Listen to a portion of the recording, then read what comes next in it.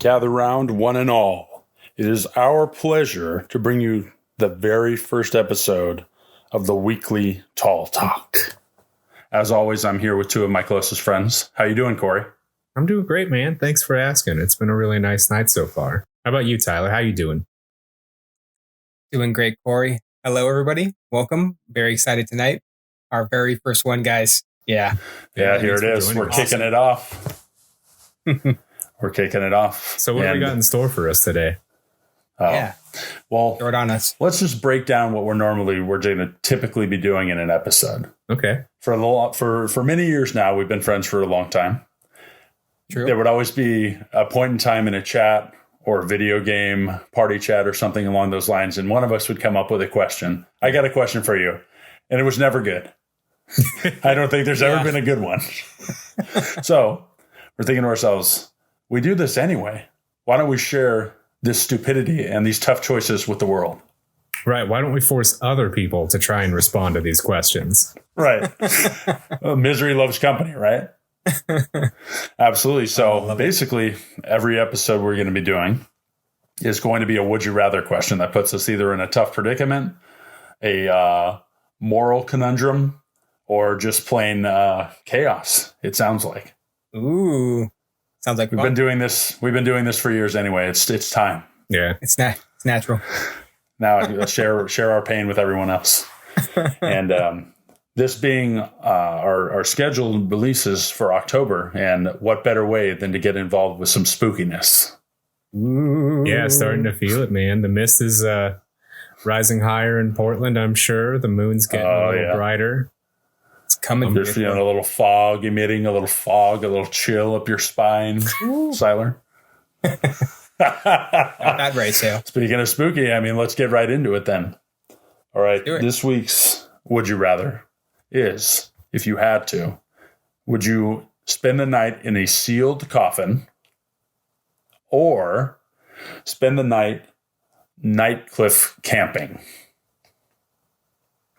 That both of those sound. I don't know what the second one is, but both of those sound terrible. What is night cliff camping?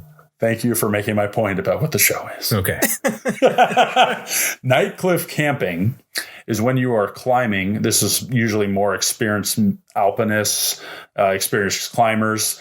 They'll be climbing up sheer walls of cliff faces, and for whatever reason, I'll never understand it. Yeah. They will set up these cots attached to the wall. They'll find grooves. They'll kind of hang off, and they'll sleep thousands of feet up in the air, hanging off these cliffs. So in one question in spooky season, we have two very common phobias: claustrophobia, or fear of heights. Right? God. Yeah, I think the cliff camping's a little bit more than fear of heights. I guess if you put yourself there, it might not be that bad, but none of us are experienced climbers. We're not free soloists. We're not We aren't shit like that. We'd have to be airlifted to this cot or something. Right. And have to have a rappelling system for them to even get us up there. Oh, see, the rappelling's, I don't, that's not fun either. Imagine rappelling 600 feet down a line just to sleep in a cot for the night. I'd rather not. That's crazy. I'd rather not. But the coffin can't be that much better. That's true. But this coffin, is it above ground? Are you just in a coffin sealed, or are you dug 6 foot deep and then covered up? Yeah, are you in a mortuary home? Oh, that's excellent. Yeah. Given your suggestion, I will put it underground. Oh, 6 feet. Jeez, 7 feet. Put a concrete 7 feet underground. Let's go. You are going to be hearing the nails being hammered into the coffin, and you're going to be hearing the dirt hit the coffin lid. Wow. So you get the full buried alive experience. Oh, absolutely. Just make it as terrible as can be.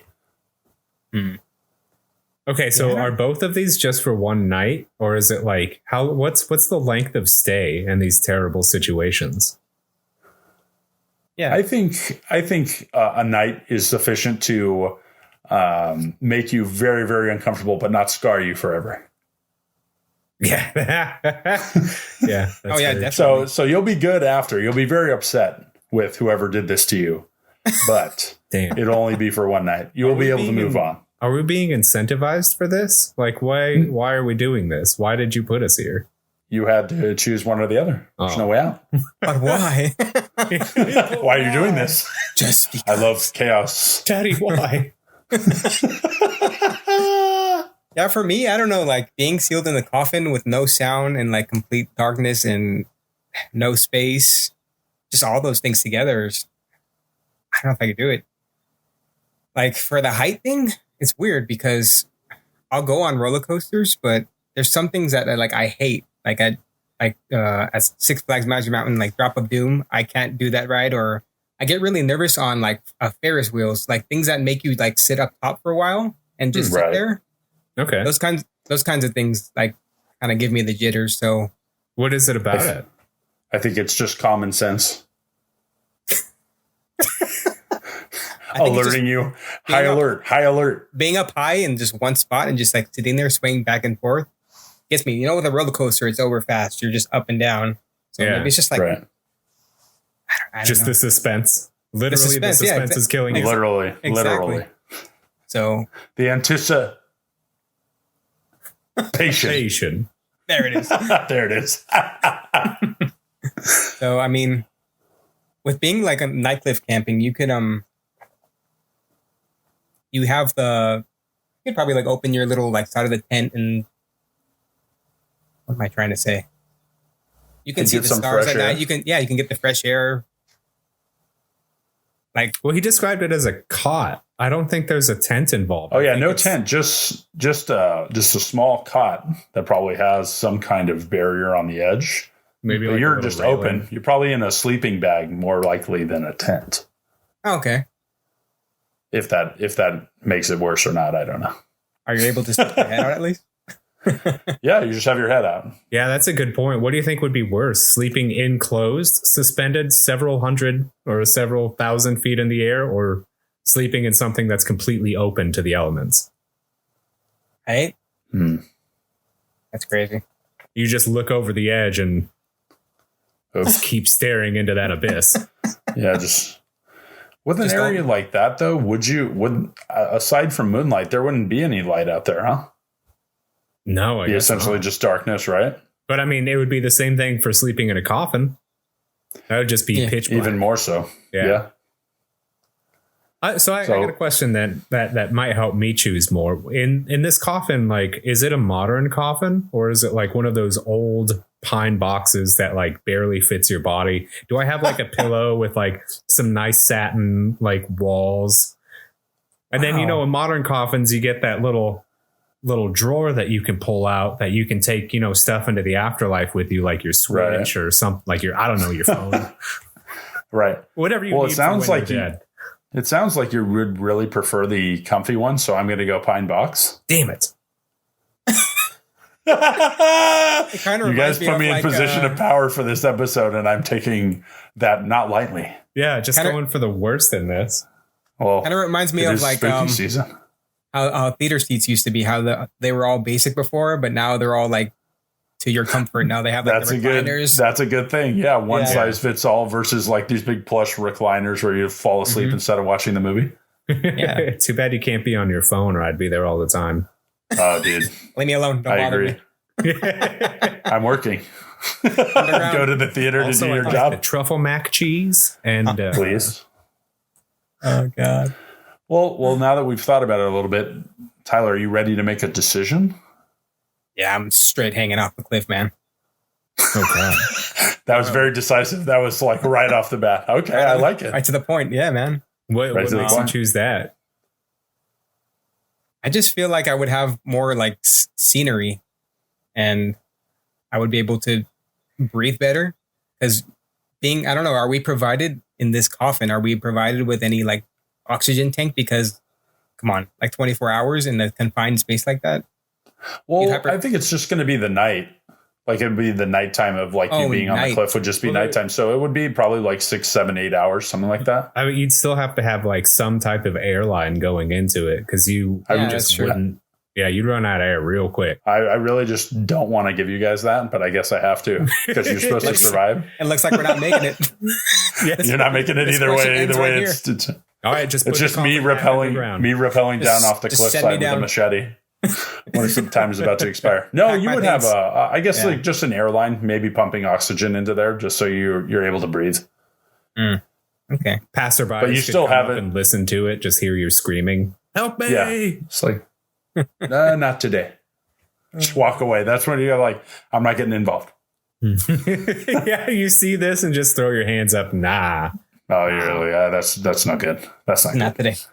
So Tyler chose the cliff. Yeah. For sounds like you were just very worried about the air and being able to move around. I would imagine you wouldn't have a lot of room to move, but you would have more room to move than the coffin, clearly. But you also pose the threat of falling off the edge and just dangling with like probably one support line tied to you. Oh, God. And then you have to spend however long time until dawn. They're just watching you. Yeah. just like, dangling until you can. We can't do anything, man, until your time's up. It's like the camera crews on a reality show. They're not supposed to get involved. They're just like watching you. Just watching, recording everything. Well, I know if I fell off, like even like dangling by some type of like survival line or whatever around my waist, like I wouldn't be able to pull myself up. So same here. You spend the rest of the evening just dangling, like not being able to do a damn thing about it. It's just terrible. Both of these are terrible. But Corey, now that you know that you have an oxygen line, you are not going to expire. What is your choice? Shrivel up. Yeah, you kind of hinted at it. I would definitely go for the nice old pine box. I go for being buried alive. And what about the whole like sound deprivation thing, like being in silence? That right? Yeah, think you'd be okay with that? Hear your heartbeat. Yeah. Yeah, that might drive you a little. I wouldn't drive you mad for a couple of hours.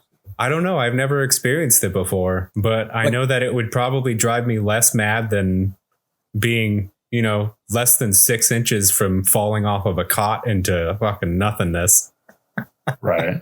That's fair. At least I'd be like on the ground. There'd be nowhere for me to go, and it would just be one of those things where you have to just grin and bear it. Except your fate. Yeah, exactly. Well, I guess I'd rather do this. I might as well stay here and just try not to think about it.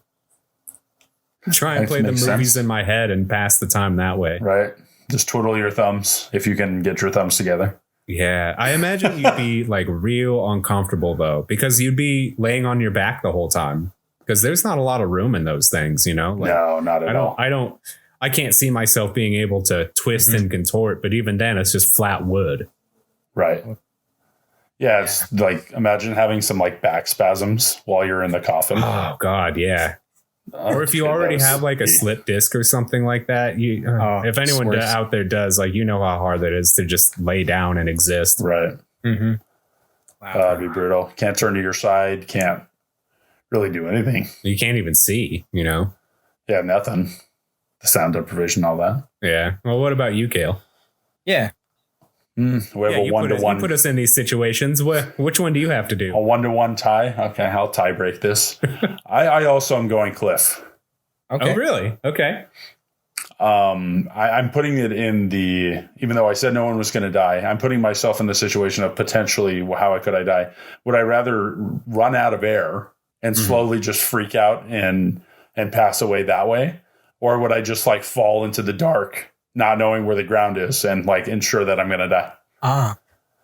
There'd be probably less suffering in that, I'm imagining. Maybe. Also, you could see your life flash before your eyes. That's true. Or someone just taking the picture of me while I'm falling. But to be fair, in the coffin, like I think after you run out of oxygen, you just go to sleep.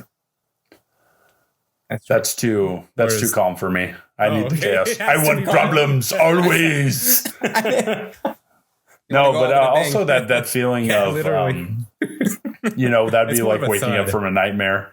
You know how you fall asleep and you jolt awake like you're falling? Yeah. That would literally be real life. You would do that and then you're like, why is my hair wisping past my face? Oh, this is real. You'd have like a few seconds before you hit the ground. That's if you're falling straight off. Because if you're right, it could hit a rock or something. Yeah. Oh my! And then you just like hit it, bounce off, and then start cartwheeling off to the side. Oh no! I've made my choice, so I'm going to stand by it. Wow! It feels like we gave our first time listeners some real horrible things to think about. I'm glad. Just very gruesome things. Good thing this is in October because hopefully you guys are still with us. This is just the start of many things. It was going to be our Christmas episode, but we decided, let's try it out, see what happens. What's the worst going to happen? Let's go all You in. either die in a coffin or you die falling off a cliff. So hey, Wow, both are terrible. Both are terrible. But you know what's not terrible, Corey? What's that? Listening to these ad breaks. Oh. We'll be right back.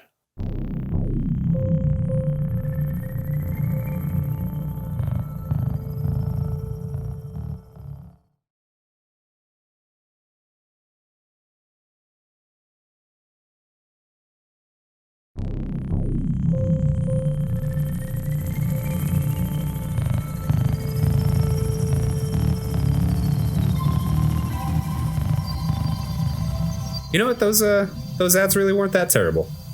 Nah, dude, not at all. I'll second that. But you know what, Tyler? What, Cale? This next segment's going to be worse.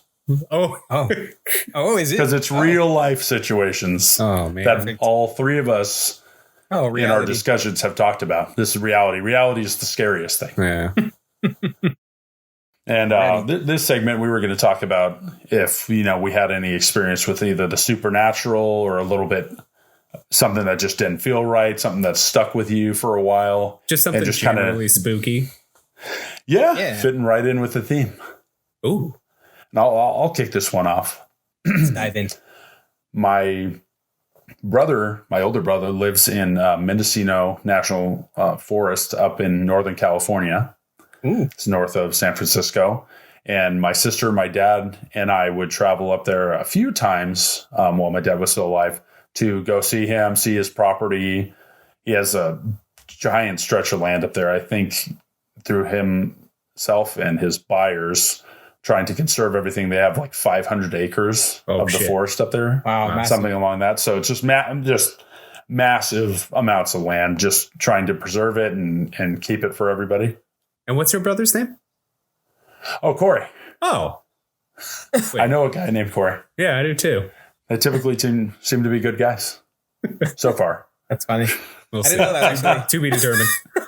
To be determined. Yeah, we'll see after the episode.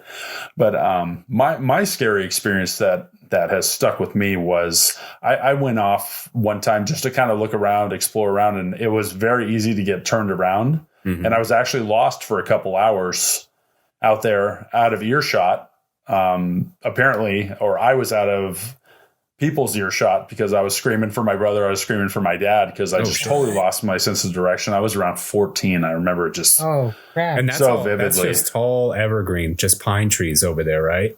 Absolutely. It's just beautiful. Dense forest, not dark to where it's completely dark, but enough to like where everything looks the same. Yeah. And, and that feeling of just being alone, I heard that you would hear sounds here and there, but like everything was amplified. I just felt like I could hear my heart in my head. Mm. And then I just tried to gauge the best direction of where I thought they would be at. And I ended up going further away, of course. Oh no. I remember falling and going down this steep hill and, trying to do it carefully, trying to do it the right way. And I ended up falling and hitting this fallen tree, and it had this broken branch on it, and it stabbed me in the back. Oh my God. And it knocked the air out of me. Jeez. And, it was just one of those things where it's like, you irrationally think is this how I die? Out here alone. Definitely. Like, I was like, you think worst case scenario, whenever you get hurt, you're like, oh, I must have punctured myself. I must have punctured a lung. There's no way around it. Oh yeah. Especially when you don't see anything. And when you initially get hurt like that, you feel that spot on your body and it feels warm, and you can't tell immediately if it's bleeding or if you've been punctured in some way. It was it was super painful. It knocked the wind out of me. And anybody who's experienced that knows how uncomfortable that feeling is. Yep. Plus the pain and, seeing blood, not knowing, especially being on my back, no way to really see it. You don't know how hard you got hit or how deep or this or that. What's so that broken, just what's not. Made me more frantic. I wasn't hurt as nearly as bad as I imagined I was, which is typically the case. But I believe When I eventually made it back, my brother found me somehow. I don't know. I mean, he knows the area, so he must have just assumed like, okay, he could have only gone this far or whatever. And when I finally found him, the sense of relief, but also the sense of like, if he didn't guess the right way, would I had just been out there and then like, and then it was like kind of getting towards dusk. It's like, well, I would just hunkered down out there alone. Yeah. And like, I didn't have my phone. I mean, when I was 14, I don't even know if I had my cell phone yet. Yeah. Wow. Yeah. 2004. That was, probably not. And I mean, who knows if you would have even had reception over there? Oh, absolutely not. I'm sure like, no way. So just that eeriness, that being alone, that being hurt, and then just everything looking the same. It was just maddening's not the right word, but I could just see how you could just lose it. Yeah. You know, and obviously like panic sets in. You try to be rational, but at the same time, it's like it was very scary for me. I wouldn't say it was traumatizing, but I definitely would like never want to be in that situation again, even in my current age. And you know what's even, go ahead, Tyler. Oh, so what did they say when they found you? Or like, why did you wander off? I could tell they were pissed, but they were very relieved to find me. It's one of those things where you're very angry, but then once you see the person, you're like, okay, you're fine. Yeah. Yeah. All is forgiven kind of thing. And I never really strayed away after that, obviously. What an experience, man. That's and what were you going to say, Corey? Yeah. Oh, I was going to say it must have been like especially scary too. I know you didn't have the beard at that time, but you were already pretty tall. So, you get a hunter lost in those woods too, and they see a giant Yeti scrambling down a mountain and then roaring into the wilderness at the evening time. Like, that'd be pretty very easily just been who didn't know you and came upon you. There Absolutely. It is. Get him. Yeah. There it is. Finally, I told you he was out here. It's like, Cut what? off his feet. Cut off his Guys, feet. it's me. I swear. Make some casts. Oh, it talks now. Jeez. It could have gone all bad.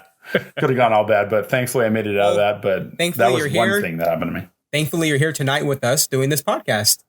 Absolutely. So tell us about it. Reliving it. Perfect. Living an experience. I'm not traumatized. It's like I'm right back in there. Oh man. Well, that is a little bit of a backstory of a spookiness that I was forced upon. What about you guys? Who wants to go next? What do you got to share, boys? I'll go next. Yeah. Tell us about it. Yeah. All right. So I don't personally have a story myself, but I have one of my girlfriend who I met at this vegan place called Follow Your Heart. We used to work there together. And I have like two stories that I'd like to share. So one was at her old house. I think she came back from work one day and she entered the house and she saw her stepdad in one of the rooms watching TV. So, what's normal, like wave back at each other, say hi. Right. Mm-hmm. So right. Acknowledge each other. Yeah, they did that. And she went to the kitchen and had a snack and she called her mom and she's like, what are you doing? And her mom replied, I'm at the store with your stepdad. And then she just got the chills. I'm out. Dude, I just got goose pimples. Yeah. Seriously, at that point, no. Yeah. Without even going further in the story, I would have not verified. What would you do? I would have ran. Yep. I would have been out of the house. I'm not kidding. I would have been the gone. First window. I would have been, absolutely. Yeah. I would have been out the back door or anything. Just get out. Yeah. I would wait outside until they came home. Nope. Oh my God. Yeah. So did she go back? Did she see she said investigate? What? Yeah, she wanted to investigate. She's like, I'm gonna go find who was here. No, why? No. She's brave. You don't go back. I'm telling you. Yeah. So we're writing this spooky story for the people listening, and I did not expect to be the one upset. Yeah. Yeah, so she searched the house and nobody was there. So that's really crazy that happened. Oh my God. Yeah. And to see to see it waving. Yeah, just a full acknowledgement. And it looking like a real person. And that's like what they say to never do. Even right. Serial killers or what have you aside, like if it was a spirit or a demon, the one thing they say, if it tries to make contact with you, do not engage. Never. Do not look for it. Do not try to communicate with it. PSA. This is a PSA. She thought it was him. Do not engage. Wow, that's how they engaged. trick you. Yeah, right? She's braver than me. You have 2 stories. This demon has followed her, and now that's your life, huh? Yeah. Hey, man, how's it going? He's right here with me. Oh, I swear to God, if something happens to Tyler, I'm done. Beds, dude. Yeah. No, okay. I have another story. I don't know if I'm ready. Oh, you're ready. There's a bakery that she works at too. It's a vegan bakery, and there's a security camera footage of guys working, just doing their normal stuff, mixing whatever, and then he passes by one of the baking racks, and literally these are the videos you sent us, right? Yeah. Nice. We'll post those in the Discord. Tyler's not making this up. We just checked these out, and go ahead. They're pretty wild. I want to delete it. So basically, he walks past the baking rack. This thing has wheels, what have you, but it literally like turns on its own. Like those things are pretty heavy to begin with, right? Food, and it just like turned behind him. Like there's no how could you fake that? It's like somebody took it and then just like pulled it out of where it was and spun it around a couple times. Yeah. And what was the first thing the guy did? Investigated. Yep. People, we need like national training. It's okay. like we need to take over a PBS special or something and tell people, no, just do not engage. Don't do it. It's natural for us to go check out something when we're spooked, man. Sometimes. For you, Corey and I sound like we're diving headfirst out the window to get away from anything. Yeah, we're the 2 people who live in this horror story. You guys Siler, you're gone. You guys are the Shaggies, huh? Yeah, Shaggies. Oh, absolutely. Absolutely. 1,000%. I embrace that. That is a fight or flight. If we were in that same situation together, just like Shaggy and Scooby, I would jump up on his shoulders and he would carry me out of there. I would just take off. I'd be hauling ass in your mouth. Yep. Any kind of snack, especially from the bakery. Yeah, dude. I'd be peace out and grab some baked goods on the way and stop on the way. Out. Dude, that was freaky. Ooh. So I thought those are pretty crazy stories. So the fact that it's on video, film, is just another layer of just nope. It's like security footage, and it's so creepy. Yeah, I was not a fan. Yeah, I'm all riled up now. All right, Corey. I know you're not going to go to sleep. We're at the finish line. Dang, talking about going to sleep. So that's what my scary stories are. I suffer from sleep paralysis from time to time, and I didn't know what it was when it happened. So not only do I have sleep paralysis, but I have recurring nightmares. Oh no! Okay, often. All right, nightmares almost every night. It's an issue. So for those of you who don't know, sleep paralysis, essentially, if I'm remembering this off the top of my head, it's when your mind wakes up, so you're awake, but you can't move and you can't say anything because the way your body falls asleep, like I think your brain releases like a chemical that naturally relaxes your muscles, and if you wake up too fast from a sleep, your brain is active and you can like look around and shit. But your whole body is just paralyzed. And it feels like there's just like this like thing sitting on your chest, like this demon, this entity. And it's just holding you down because you can't look away. And like you're thinking like, oh my God, there's something in the room. That's why I woke up in the first place. So you like try and look around, but like, did they freeze me in place? Am I about to be murdered in the worst way possible? I have a question real quick. So you're probably not supposed to like interrupt people when they're going through this, but like how does you just have to let it like fade away naturally? Like like if we were to like shake you, if I come in and you're just death staring me, don't ask why I'm coming in your room when you're asleep. But if I notice this,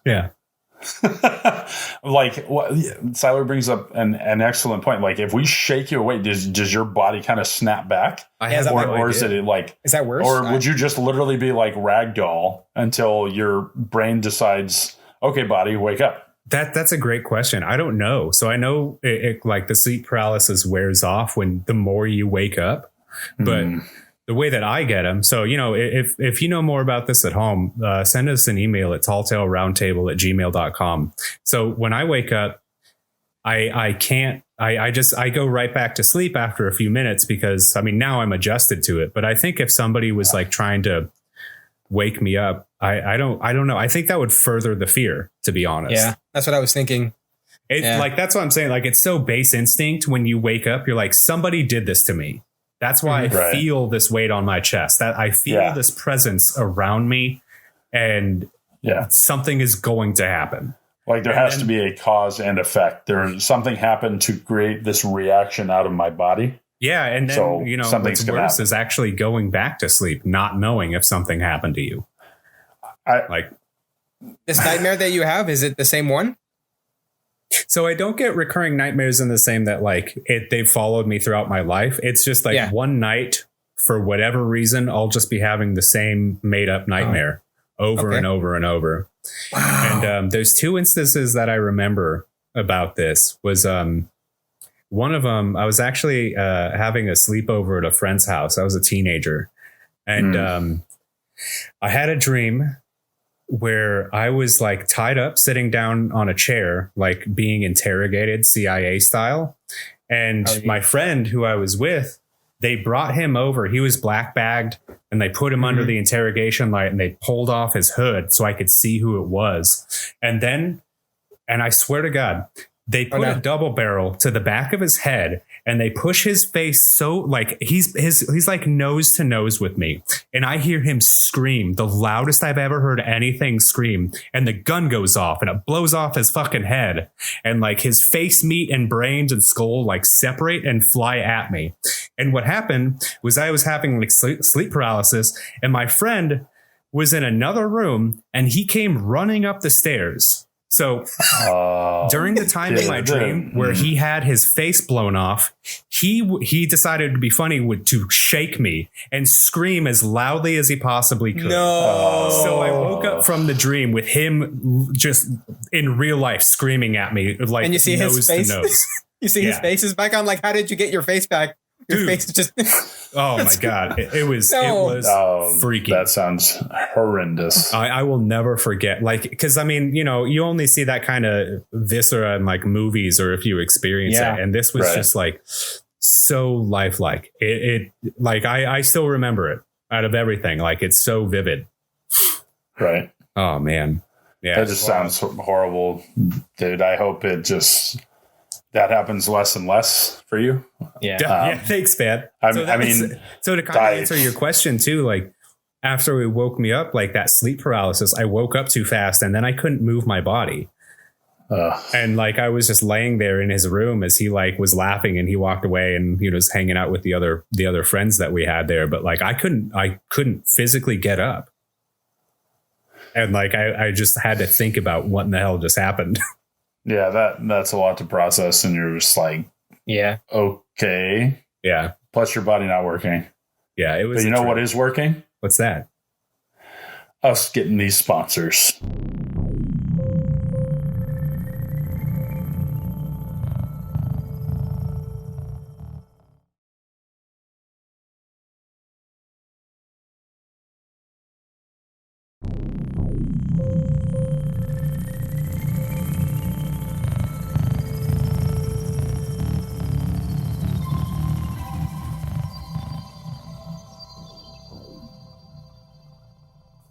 Well, everybody, if those ads didn't put the fear into you, our next segment will. What's that, Tyler? Oh, we're going to be diving into phobias. Phobias? Phobias? Phobias. Are you phobia-phobic? Afraid of being afraid? Let's find out. Let's find out. Let's jump right in. All right. Well, I'm selecting Corey to kick this one off. We Perfecto. Just a little background information, everybody. With it being a spooky episode, we thought you couldn't do that without some phobias. Everybody's afraid of something. Yep. And we scoured the literature, the internet, minutes on Wikipedia, minutes worth of research to bring forth some of the most heinous, egregious, sacrilegious phobias there are, and actually ones that we just found interesting. So, Corey, what did you find interesting? Well, there's a couple here that I found, and I guess I don't know. I can't say I experienced this one, but I definitely understand it the most. There's one called panphobia, and it's a vague, persisting dread of unknown evil. So it's not. It's not technically classified anymore as a phobia. I don't think it's in the DSM or anything like that, but it is a concept. And I think it was probably established sometime in the 1800s when they were really looking at this kind of stuff, with like psychology being new. But I kind of going back to my my dream problems, waking up and just like this existential dread that something is out there, something looming. Yeah, exactly. And especially like in the dark, like I was always kind of afraid of the dark as a kid because my house was just really dark. Right. Would you hide under the covers? Yes, dude. I had a bunch of stuffed animals that I would sleep under as a pile. Because I thought that would protect me. The protectors. I had the adverse reaction to when I was scared. I would not want to go under the covers. I would want to see. Really? So I would just have these really bug-eyed look. So I'm sure, like, if there was something, just seeing me in my bed, like bug-eyeing, just like surveillance cameraing the whole area, would scare off probably more people than the actual thing. If something's coming or if something's attacking or looming, I want to see it. Mm-hmm. I don't want to wait under the covers. I don't know. I feel more anxiety being like not seeing something. So in the movie moments of saying like, it's right behind me, isn't it? You would just turn around. Oh yeah, 1,000%. You just turn around swinging. But I literally, exactly. I would literally be like fist clenched, haymakers coming, ready, whatever's in front of me. Ready so for anything. Do you guys get that? Like just that, like, you know, the prickles, you know, you feel like something is wrong. Something there's an entity around you. Do you guys get that at all? Like a spidey sense? Yeah, but for like bad things. I've never personally had that, but my mom, my wife, and my sister all feel that. Really? And I'm so thankful that I think they are very receptive to it. Yeah. I think my wife is an empath and my mom is, by her account, clairvoyant. And they all feel things. I have completely closed off that part of my soul, my mind. No, that's my whole thing. I closed it off. You just don't see it. I don't engage in any of that. I didn't want it. I feel no need. I feel enough empathy and enough love for everybody as myself. I don't need to have another layer of that. No, perfect example of cutting that thing off. We were down in San Diego for getting our dog's surgery. We checked into a hotel we were supposed to stay at for the night. Debbie was so uncomfortable and so chilled about something terrible that happened in that room that we literally left. Oh, wow. We left and went to another hotel. She was crying. Yeah. That's how upset she was. How did you find out? How did you know? She doesn't know if anything happened there. It's just a feeling. The feeling. Like Corey mentioned, just a feeling of dread, a feeling of hate or anger, or she just turned to me. And I've turned that part of myself off, but I acknowledge that is a thing, and I will listen to you if you tell me that. Yeah. It's like we were saying, like there's something in the house, get out of the house. Right. And I've closed myself off, but it's a 100%. Do I believe that that's a real thing? Absolutely. Yeah. What about you, Tyler? Have you ever had just a generalized anxiety about something? Can't say that I have. Damn, maybe you just never lucky you. All right. Okay. Yeah, I'm just waiting. I'm perfect. So, life's been perfect. So no worries here, I'm not guys. Afraid of anything, guys. I'm not afraid. I'll never be afraid. Damn. So one of the other ones I wanted to bring up too, kind of like is an extension of panphobia, which is I'm gonna try and read this properly. Yeah, the terminology is very hard to get through. Yeah, it's a lot. So this one is thanatophobia, THENATOR phobia. Ooh. And it's an intense fear of death or the dying process. Another name for it is also called death anxiety. And the older I get, the more that creeps up on me. I think I have that too, actually, to be honest. Yeah, definitely. Yep. I'm surprised. Okay. Yeah, tell me about it, Tyler. What do you think? Yeah, it's just kind of scary that, we are getting older and time seems to actually like be speeding up. I know that it's cliche to say that. 1,000%. Literally feels like that. It's kind of scary. Like we're getting grays now. Yeah. Like a bunch of factors. Hey. Who's that at? You and me. I'm getting grays too. Where? You can't see him.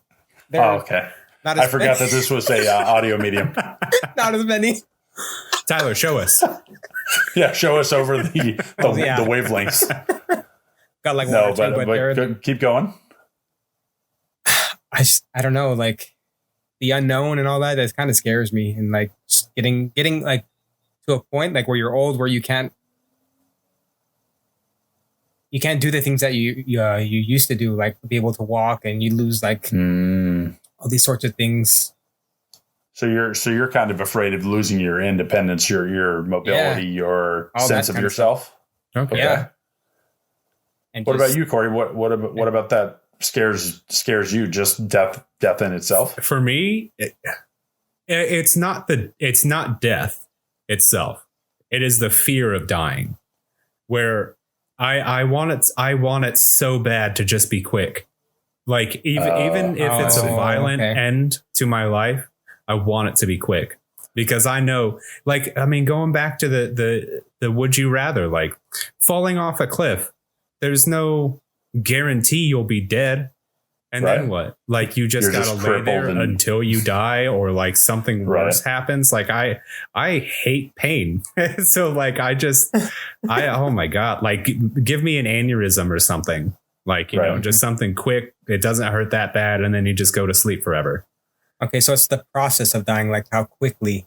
Yeah. Or like even if it's like, and that's what I'm saying. Like if it's, something medical related to where it's more of a longer process, like cancer or dementia or something, that doesn't worry me. It's the fear of the process of dying and spending hours just in the most intense pain and the last pain of my life. I would die in fear. And that's not what I want. Have is fear of suffering. Is what I'm taking from that. Yeah, there you go. Okay, but again, not long-term suffering, just relatively short-term suffering. Right. Intense. Yeah. I have the complete opposite feeling. You want the pain? No, I don't necessarily want pain, but I am not afraid of dying. I would 100% hate to leave my wife. I mean, that is like, once I found her, it was another meaning, another level of stuff. So that kind of heartache would kill me, but the actually dying does not scare me. No. Okay. It's either something or there's nothing. Yeah. Either way, you're good. We're either all together and your mind is its own universe and you're in the happiest kind of euphoria that you could be in. Yeah. Or there's nothing and you're not a conscious being anymore. Your soul is dispersed, or however you want to look at it. Mm-hmm. That's my personal take. I said either way, something has to happen. Unless the Christians are right. And then, I mean, we're all going to a hotter place in California. You and I are in trouble, my friend. But, and there's always the hope. I'm not religious, but I am spiritual in a sense of where I would hope to see my dad again. Ooh. And, connect, even if it's just in my mind. Say your mind becomes a think tank. Yeah. And you can only think of like what you want to think about. Yeah. Just like to be able to like astral project that or something would be not worth dying for. But that doesn't scare me. Like there has to be, I find an odd sense of comfort in it's either something or it's not. Yeah. There's no in between. I mean, purgatory, if you go that route. But other than that, I mean, it's really boring. But I also see the mountain of common sense that both of your points have. Fear of suffering, that's understandable. And then fear of dying. I mean, that's very rational thinking. It's something we're all going to do one day, no matter what. It's inevitable. All right. Well, what about you, Cale? What do you, what freaks you out? Well, you got a phobia? Not a particular phobia of a certain thing. I think life is situational, but something that I did find that was very interesting was anthropophobia, which is the fear of people. Just in general? Just in general. So I would think people? It's just a very broad definition of fear of people. So I was trying to find something that not necessarily was the most debilitating, but how would you function in society if you have this immense, crippling fear of other people? Go live in a cabin in the woods. And then just isolation for your whole life. I mean, that's pretty recluse. Yeah. I guess that's not terrifying, but that is just to have that level of fear where you would seclude yourself from every other person on the planet. Yeah. Would be like your only way to cope.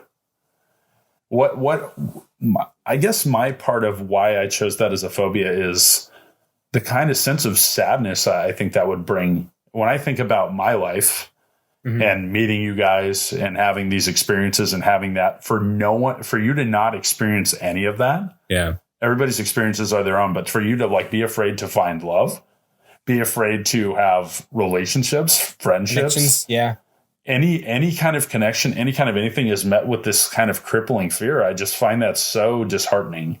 I wonder if that's more of like a trauma related fear to where you might not necessarily be born with that phobia. Something created it. Right. And I think that's even almost scarier than the phobia itself. It's because like I think more naturally community based as a species. Humans like crave that connection, whether physical or emotional in some way. Definitely. And to 1,000%. have that connection severed by someone or something to where you couldn't be around anyone ever for the rest of your life. That's more frightening to me about that. I'm trying to think of the right verbiage I would use, but that is literally probably the worst kind of self-imprisonment that you could be put in. Yeah. Fear of everyone and anyone who could potentially care about you and bring any kind of joy to your life. You are already immediately afraid of those people. Yeah. For me, that was wild. I was blown away at just fear of people. Just that's what all of our society is based on. Like you said, like everything is community based. There's this innate thing of wanting to be around each other. Yeah. I mean, some people don't want to be around each other, but they go and they live like the hermit lifestyle. But like as a whole, if you take like that amount of people versus the common amount that want to be together, it's a staggering amount. I want to kind of extend the point I made a little earlier too, is like not just about thinking about who or what gave you that fear of other people, but this has been a common enough occurrence outside of one person that it's classified as a phobia. Right. So like, how many people do you think actually suffered through this? It had to be, minimum 20 people. Right. Enough to make it. Yeah. Make it a legitimate phobia. Yeah. Make it a documented and like thought process of, we have to define this. Mm-hmm. Give it a name. And that's sad. You kind of like makes you wonder too. It like what is it like the fear of the people? Like, is it the physical or like the emotions inside? Like, is it inner or outer that they're afraid of too? Right. Like, yeah, that's good. Because you think to yourself, I'm afraid of these people because they could potentially make me feel a certain way. Mm-hmm. Mm. Yeah. You know what I mean? Like, if you have this innate fear of people, perhaps it's like, I'm never going to give anybody the power to make me feel this way again. Yeah. In a scenario.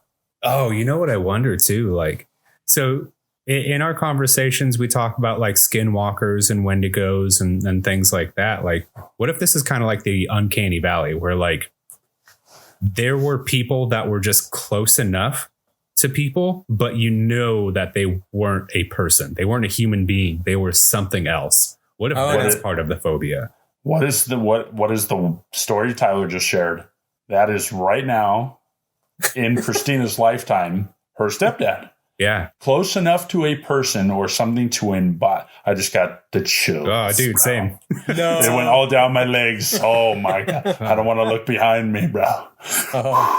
Okay, let me get some composure. Speaking on that, but I mean, this is literally the story Tyler just told. Yeah.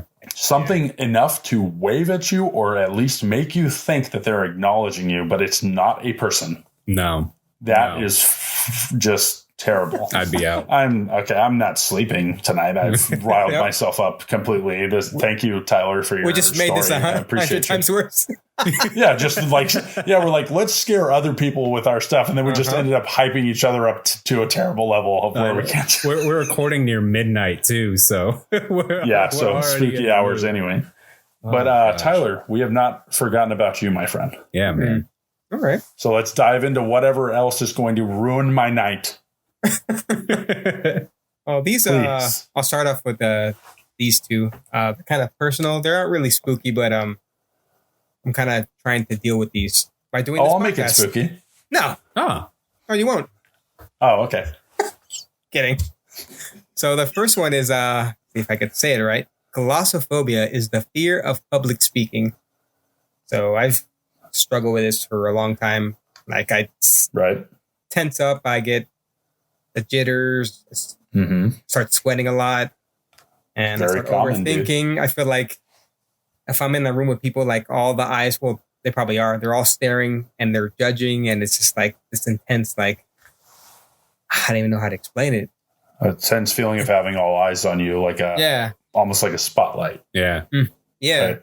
And that's something that takes time to get over. But like I said, doing this podcast is like really helping me. Like doing this with you too, so it's been great so far. Awesome. Yeah, you know what else is you're crushing it is when we do some of these live shows. Okay, then you get to perform in front of people. It was nice talking with you all. All right, we'll see you. See you next time. We're going to be around the table, and then Tyler's going to have a black screen in front of him, so people can look at him. Perfect. I'm just going to shrivel up. You're going to be a Jim Morrison. You're just going to be facing the curtain instead of the crowd. Just be like, nope, not ready for this. Come on, no, guys. but you are working on it actively. Yeah. Hey, man, that like props for that. Yeah, thanks, guys. I've been obnoxious forever, so I don't have that fear. Like I don't care. We are who we are, man. Yeah, exactly. The other one is, I don't know if I can say this right either. Atichophobia? Atichophobia. The fear of failure. Oh, I don't know. Okay. Yeah. So if I'm doing something, this is probably bad. Like it has to be like, kind of like a perfectionist. And then like if I fail at something, then I get discouraged right away. And I'm looking at it through the wrong perspective. It shouldn't be like that. I got to learn that failing is not always like a bad thing. You learn from experiences and you get better each time you do it. So absolutely. Yeah, I think that's kind of a double-edged sword, which is going to bring out the best in you because, like you said, perfectionist, you're like, okay, that makes me strive for the best. Yeah. But then when you're striving for your best, it can be discouraging to not have a return or what you perceive as like satisfaction out of something. And then it's very easy to drag yourself down. Well, maybe this isn't the right thing for me when it's 2 mess ups away from being the breakthrough. You know what I mean? I mean, some people live their whole lives like, they were one thing away from making something happen. Right. Well, and Cale, if you just push through. Brought this up privately, like before we started the show, you're like, you've said several times, like, we have no idea how this is going to turn out. And if we don't do it, like, we'll always live with that we didn't take the opportunity and we worry about ourselves so much that we just never put ourselves out there. And it's easy to get into that. I definitely understand that. Like especially Tyler, you're saying like you have somewhat of a fear of like public speaking or like doing things in front of people. So that coupled with a fear of failure, I can definitely see how that's crippling, man. Yeah. Absolutely. But I also think that, kind of mentioned this already, but I think that's really I'm going to selfishly benefit from this perfectionism because when you do perfect it, I'm going to be there to collect the check also. Okay. My investment in my voice. Swipe. He came right half in. is mine. Yeah, but I think that's a very common thing. And when we first initially talked about this, it was will be a year ago now that we decided let's go for it. And I thought to myself, and I brought this up kind of not as a selling point, but just talking to you guys in conversation. I said, how many people have such good ideas for something and they just won't pull the trigger? I said, we might not have the best idea. We might not have the golden ticket, but we're pulling the trigger and trying to get to a successful place in life or something that we could be proud of. I think we've already gotten to the point of where I'm very proud of you guys and proud of what we do. Oh, thanks, man. But sometimes it just takes you doing it. As simple as that sounds, that is the most cliche thing I've ever said in my life, I think. But it just takes sometimes it really just, you need that nudge and be like, let's go. Well, I think that's like, we're talking about phobias. That's one of the things. It's maybe not, I think, irrational. I think that's a harsh way to put it. But like, if you are just so worried about failing or doing these things, that's what the phobia is. You physically can't do it. Right. Just like even thinking about it, like makes you sweaty and gives you anxiety and like you have stress dreams about this shit. Like I get that. Yeah. Right. And I'm more of an optimistic person. Mm-hmm. I think in my everyday life, I think I picked up a lot of that from my dad. Nice. And it's just, how good is it going to feel if this does pan out, if we do go forward? And just how good does it feel and be like, dude, remember when we were afraid to even talk to each other and we were nervous recording separately in our own homes safely? Yeah.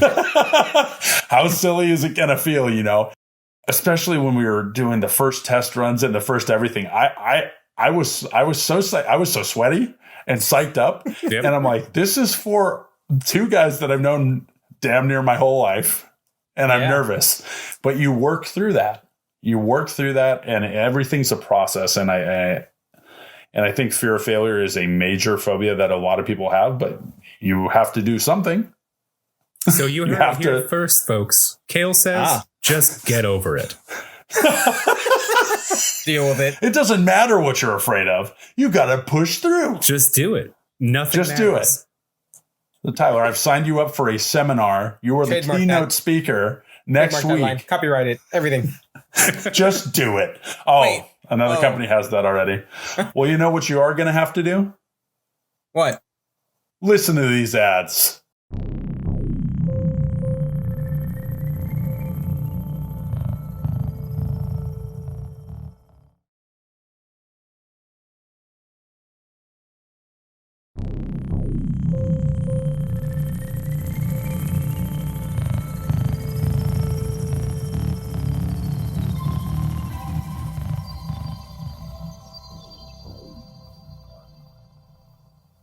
Welcome back, everybody. Just have to say we're all extremely proud of you if you've made it this far. We appreciate it. We do. Now, with what we were talking about with phobias and everything, there's a lot of darkness, a lot of fear of death, fear of failure. But there's one that I think that particularly stood out to me that I think that we didn't touch on. What's that? And that was witchcraft, Wikiphobia. Oh, the fear of Wikipedia. Yes, the fear of knowledge and updating the pages without people's consent. I think we're on the wrong page here. Oh, I'm sorry. Well, if you're finding yourself interested in witchcraft, we'll be performing some. No, we'll be deep diving into that later this month, continuing on with our spooky theme. But for now, I have another terrible scenario to put us all in. Okay. Oh, perfect. I'm not excited to hear that, but we have the last bit of our show to do, so I guess we'll hear it. You have no other choice. We're here. Yeah. And speaking of being here, so I got to put in the time. You got to do it. Do the crime, do the time. Speaking of the time would stand still in this next scenario for you guys. This guy. What would happen? What would your initial reaction be? You wake up and every single person on Earth is gone, aside from yourself. Like, are they physically gone, or are they like I Am Legend, like zombie gone, like physically there, gone, but like not gone. another Nothing. living person? I'll go as far as not another living being, not another living animal on the entire planet. The whole planet is just you. Just you. Yes. Okay, You well, were first I Wally. would celebrate. But then I would be sad because nobody showed up to the birthday party. Oh, Yeah. not even Frank. Your Not pet even. dog. Well, Cale's saying he's gone. So I'm taking everything from all of us. I did this. Not Frank. Oh, Not Frank. man. Damn it. My poor Sorry, guy. Frank. But that level of just everything being gone. I'll say plant life. Plant life is still there. We have oxygen, Okay. but no animals. Plants are living, but that'll Damn. be the only thing. I'm already doing that, man. I'm good. Very good promotion. Very good. Very good. Well, Good plug. I like it. Virtual handshake. Yeah, to anybody that's listening right now, I've been vegan for 2 years, so yeah, it's been cool so far. Yeah, that's a major transition, and you've really taken to it. Hey, Yeah. you wouldn't. I don't think you'd be able to be vegan anymore. Well, I guess there'd be no animal products. Yeah, no animals. So, Tyler would literally have to eat grass. Tofu. Oh, do you know how to make it? No. I'll go to the library. There's no like you said earlier, Wikipedia. there's no book limit. Just take what I want. No book limit. Nobody's going to charge you those late Yeah. fees. It's already paying off. I mean, you might be enjoying this a little too much. I thought this was going to be a hard choice, but Tyler is apparently Tyler is going to flourishing. spend his Paradise. time in the library. That is what he is elected to do with his time. Moving on, Corey, how would you feel in all seriousness if everything was gone? If everything and every creature was gone, I think I would be like cool with it at first, but then over time I know how lonely that would get. Like we were saying earlier in the show, like there's so much physical connection and emotional connection that you know I like that Right. in doses, but that would suck. There wouldn't be a lot to do, even though you would have access to everything, simply because you can't do everything. Like, you don't know how to fly planes. You don't know how to grow your own crops in certain people. Like, you could go places, but after, I think, a year or 2 years, all of the gasoline would become useless. You wouldn't be able to use it at all. Right. So, even have if to you be survived Costner. that long, that would be, I mean, what would you do? You think you would just start talking to yourself, not like internally, but like out loud, Yeah. like acting Yeah. out? You Like, know what? Yeah. You have say to. that too. There was a period of time, not too long ago, where it was actually at the start of the pandemic when I was at home more. Uh-huh. I wasn't going out. I wasn't talking to a lot of people. So there Right. would be like days at a time, unless I spoke to my dog, Frank, I wouldn't hear my own voice. And it would just be silent. And like Oh my that, that's a really taxing thing to have happen, to never be able to express your ideas or hear a voice that isn't already pre-recorded. Like, it's not a good feeling. I don't know. I honestly don't think I would last that long. Yeah. Wow. That's very fair. I mean, that this is literally the critical point of isolation. Yeah. There could not be a scenario where you are more isolated than in this situation. Yeah. Is this better or worse than solitary confinement? You can go anywhere and do anything, but you will never have human connection for the rest of your life. however long or short it may be. Right. How would you know that there is like you are the like only person left on Earth? Like you would go like on this mission to like try to find somebody, even though like how do I say this? Yeah, you would like a note by your bed when you wake up, like, "Hey, we left." Later, just that, but it's L8R. Yeah. Just later. Yes, we did this because of you. I mean, even if you just explored, say that you go in search of people, right? How long until you are demoralized? Yeah, completely to where you, how much long longer can I do this for? Yeah, search right. Yeah, before you end up like dreading Kevin Costner on a catamaran in the middle of the ocean by yourself, Waterworld style. Yeah. Could always get a volleyball. Hey, you could go in the ocean now. There's nothing in there. Oh, that's true. That's true. You could go in the ocean. What was the volleyball's name in Castaway? Wilson. There you go. Let's go to your local Big Five and. Oh, dude! I mean, you could go a step further and just get mannequins. Then you could hook up like little speakers inside of them. Imagine creating your own world if just like animatronic like people. You would literally would. It would be your world. That's kind of crazy to think about though. Like, dude, Tyler, do you think if you did that, like you would just go insane at some point, knowing you were talking to nothing? Yes. 100%. I just envision Tyler in like a director's chair, just yelling at mannequins. Like he's trying to put on a production at some point to entertain himself, and he's just screaming at nothing. I said, hop, skip, step. God damn it. Exactly. It's like, do we forget the routine? Okay. Just starts doing the routine himself. Aliens end up watching and they're like, let's pass. Let's pass. This is, okay. It's time to move on. So how long do you think you would last, Tyler? Because so 2-part question. Would you, and I know there's no animals, but would you still stick to your conviction of like eating only plant product? Like if they were still like, so if everyone disappeared and then like you still had like canned goods that lasted for a little while and you still had like other options, would you still try and stick strictly to vegan? Like, or would you eat the Chef Boyardee spaghetti and meatballs? Those raviolis? Oh, are they? Yes, maybe. Good question. Maybe we need the brand sponsorship. They're great. Oh, shut up! Yeah, they're perfect. Perfect. Put it in your tummy. Put it in your stomach and buy it all at the store. That's a really good question. I don't know. Nobody's going to be watching you. This is a potential for you to be truly however you want to be, because no one is going to possibly be. Yeah. Would you just be a savage? Like, would there even be need to talk? I talk to myself a lot just because I have a huge compulsion to make sounds, to talk, to do it. I've annoyed my wife, my family forever. Well, you're also just insane, so that kind of pairs with it.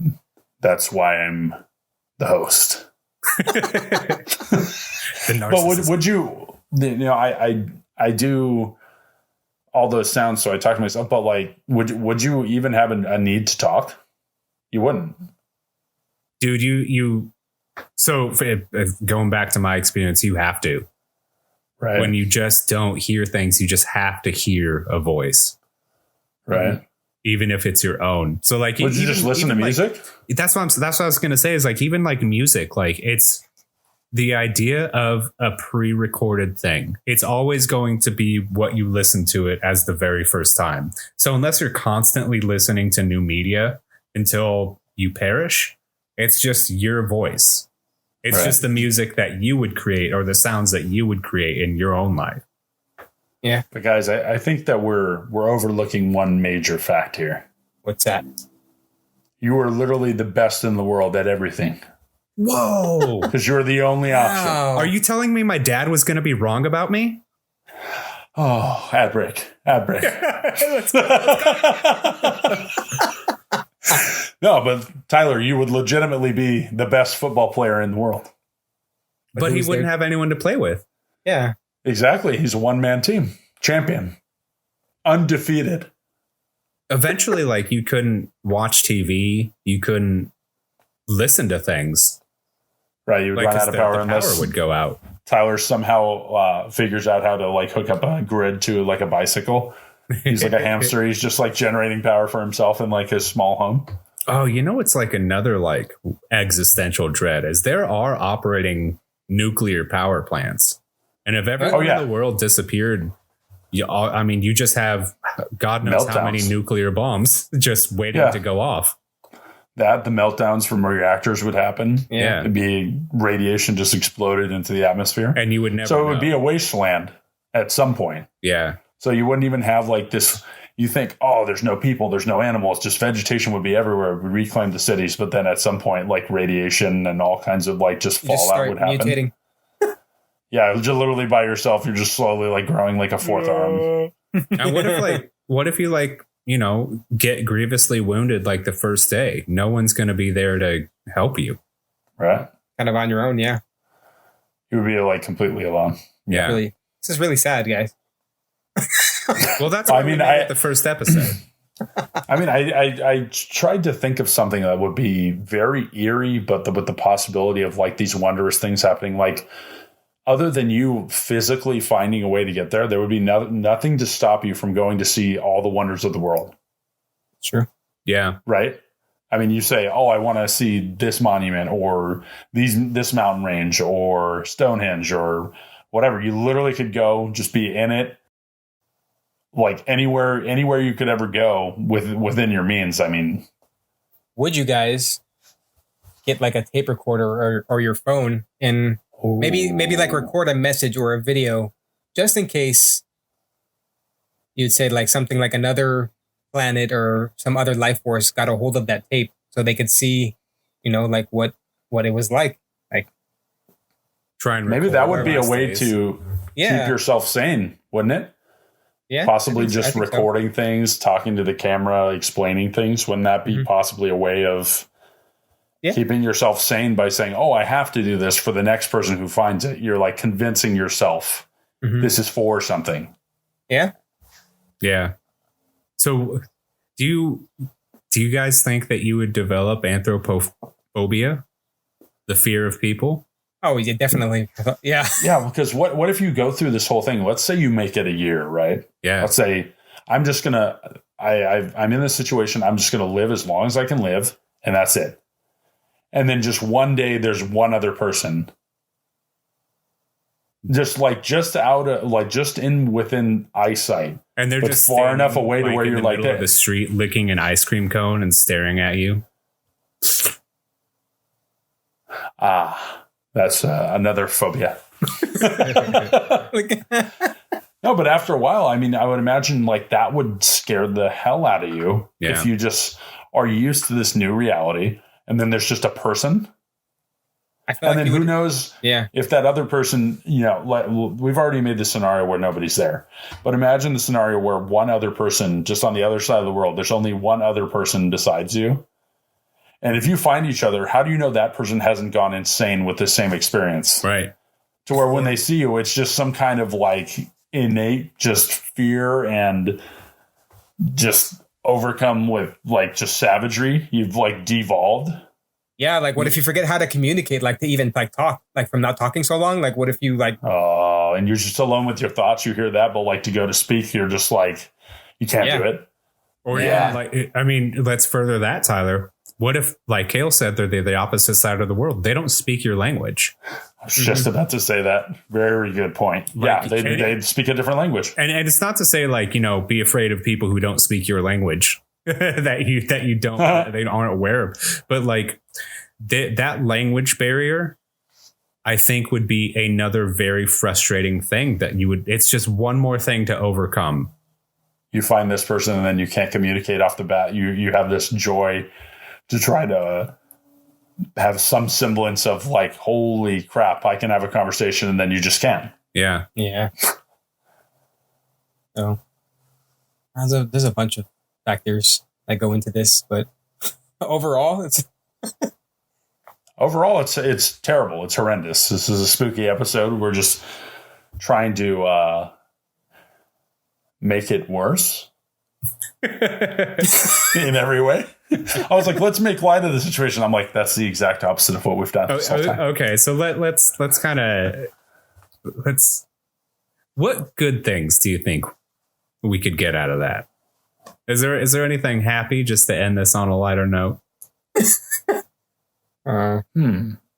You could play music as loud as you want. Don't have to worry about the damn HOA. Oh, bastards. All of them. I think my bright side of it would be, like I said, just trying to see all these wonders of the world. I would love to see the pyramids. You could be up in there on top of it, jumping around, doing whatever. No one to get you down. Try to, yeah, that's true. Travel to anywhere and see amazing things. And you literally would be the only one in that time period looking at this marvel of the world. You're just all alone taking it in. Right. So I think that could be a bright side for me. It would just be trying to physically get around the world to see all of these things. I mean, you would have no concept of time after a while. Yeah. There would be no point. Right. I mean, it was like, sunrise and sunset. But after a while, there would be no reason to keep track. It would just be like, okay, I mean, until the end, this is how it is. What about you guys? What would be a silver lining? Yeah, Tyler. Well, I like that. That's devious. Yeah. I can't think of anything. You can't think of one positive. The most depressing part of the whole episode. What would you think would make good light of the situation? Nothing. I can think of not one thing in this world. It's all darkness and despair. Oh, no. Maybe the fact that you are like that's kind of sad. Like the last person that was chosen, like to be that's to experience this world that we're in. I don't know. That would be like a snapshot in time of like where you were the last. Yeah, like why were you the last thing of this history? Why were you chosen out of everyone? Like why were you the last person? Yeah, that's right. And that would, I mean, that makes it worse because then you would go down the rabbit hole of like, why did this happen to me? Mm-hmm. Am I meant to do something?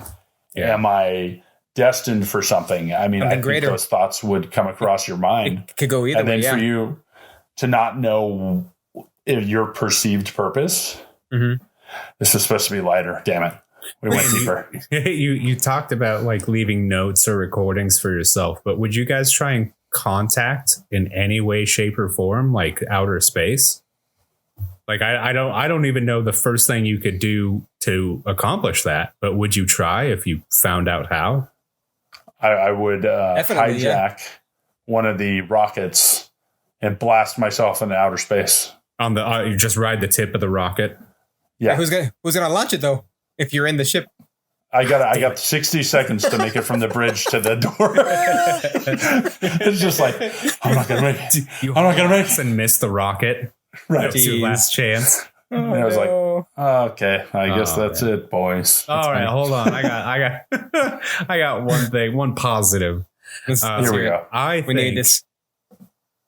It would be, talking about space, I think it would be beautiful that after 6-8 months, maybe, you would be able to see all of the stars like nobody has ever been able to do on this planet before. You would be able to there's some parts where you can still see like parts of the Milky Way, and like that would be all over the earth at some point. If you have no fear of animals, of other people, of anything, anywhere you would literally be would be somewhat safe. Yeah. It'd be other safe. than like extreme temperatures, like say just, you're in Siberia or something, but you would be safe to just sleep out under the stars, like you said, and just take in these views no matter where you are. Yeah. You would be safe. Would that be like kind of a comforting thing? Yeah, you'd see the that there's no real anomalies besides the weather. So it would be possibly the safest you could be would be completely alone. Yeah. The clearest in a sky weird way that you've ever seen, that anyone has ever seen. Right. Only to you. Yeah. Right. Just for yourself. That would be an amazing sight. I mean, I can't even imagine what that would look like. No. With no lights. Oh. I imagine it would be like the same feeling as when you're up in space and you just the few windows that they have can just look out and experience that weightlessness and see the expanse of the cosmos. It would be scary, but it would also, I think, be really beautiful because you could still have that idea of like, I'm the last person on this planet, but maybe there's something else out there. Right. Yeah. The hope. Yeah, definitely. Yeah, you could be hopeful rather than dreadful. Yeah. Yeah. Audience at home. Yeah. Come Don't on, be guys. a Debbie Downer, guys. Pick it up. All right. Well, I don't want to be a Debbie Downer, but we're arriving at the end of the show, guys. Oh, man. Oh, really? That was a good run. Well, enough of all the phobias and the dread and the spookiness. Now it's time for something even scarier. What's that? Tyler's social media handles. How do we follow you, dude? You can find me on Instagram at Teelo43. That's TEELO and the number 43. All right. What about you, Corey? Well, if you guys want to hear from me or talk to me, you can hit me up on Instagram as well. I am Corey.Andre, COREY.ONDREY. Awesome. Very nice. Very nice. Myself, I am Tall Tale Cale with an underscore in between each word on Instagram and Twitter. I'm also bearded_giant on TikTok. And we're going to be launching our Discord and our Patreon fairly soon. Yeah, but until then, Yeah. if you've made it this far, we're proud as hell of you. And if you want to tune in for more maniacal friendship, tune in next week. We'll tall tale you later. Have a good day, everyone. Thank you, everyone. Have a good night. Morning. Bye. Wherever you are. Bye. Morning, wherever you are.